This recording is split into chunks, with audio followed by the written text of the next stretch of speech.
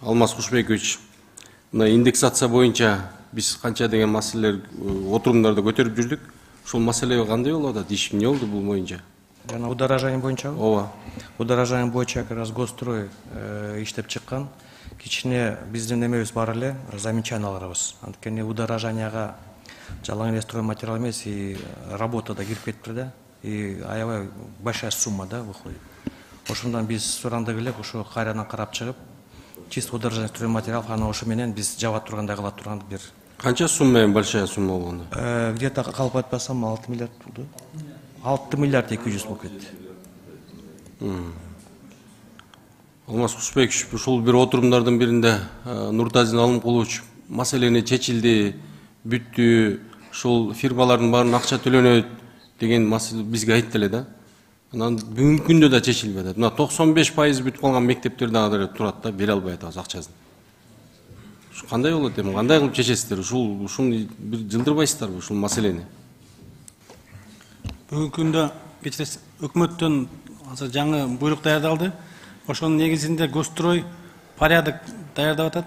Ошонусу чыкса, буйруса, ошол бүтө турган кийинки 95% мектептерди декабрь ичи кийинки карыздарын жойгонго аракет кылабыз. Азыр биз ошол долбоорун даярдашкан, ошону күтүп атабыз азыр тартибин.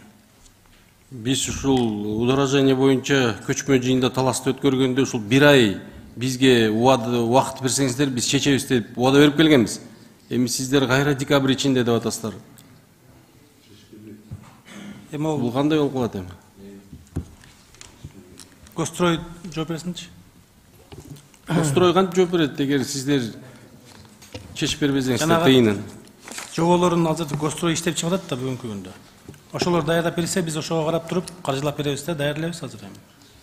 Мен жооп берип коеюн. Бул маселе боюнча баанын өсүшүнө байланыштуу жагдайлардын олуттуу өзгөрүшүн аныктоонун тартиби жөнүндө ошо эмесин жобосун иштеп чыгып, кабинет министровка азыр киргиздик.